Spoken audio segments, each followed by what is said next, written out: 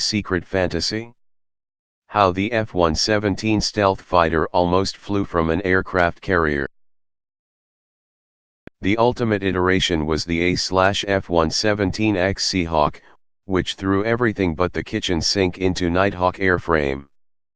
The Seahawk's wings were lengthened nearly 50% to 64 feet long and adjusted from a 48 to 42 degree slant, while additional horizontal ailerons were added on the tail. This was done to improve the Nighthawk's aerodynamics and low-speed handling to enable landing on carrier decks. Visibility was improved through a bubble canopy. Of course, the Seahawk also came with reinforced landing gear, ACLS, arrestor hook, and folding wings standard for carrier operation. The F-117 Nighthawk made a definite impression on both Iraqi air defenses and the American public when it demonstrated the capabilities of stealth technology in the 1991 Gulf War. Yet the iconic jet black attack plane was ultimately left behind by improvements in technology and retired in 2008 in favor of the new F-22 stealth fighter. But what if the Nighthawk design had been evolved into a carrier-based multi-role fighter capable of flying longer distances at higher speed with a greater weapon load? In fact, Lockheed proposed exactly such a Seahawk in the early 90s.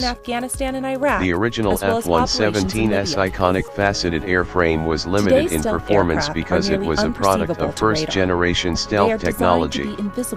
Despite being called the stealth fighter, the F-117 was incapable of engaging enemy aircraft. It was not particularly fast, could only carry 2 bombs, relied on in-flight refueling to traverse significant distances, and lacked its own radar. The Air Force is retiring its first stealth attack aircraft. Airman Zach Vaughn explains why the Air Force is saying goodbye to the F-117 Nighthawk. America has called upon the F-117 time and time again to complete dangerous missions and defend freedom. Now the Air Force is retiring the stealth aircraft and bringing its glorious combat history to an end, while America looks to the future. What we're doing with the airplanes right now is retiring them to a long-term storage status at Tonopah Test Range. Ironically, that's what the birthplace of the airplane was. That's where the airplane started. That's where it was initially tested, developed, and operated out of. The F-117's legacy of being the world's first stealth aircraft lives on as the Air Force applies stealth technology to future projects.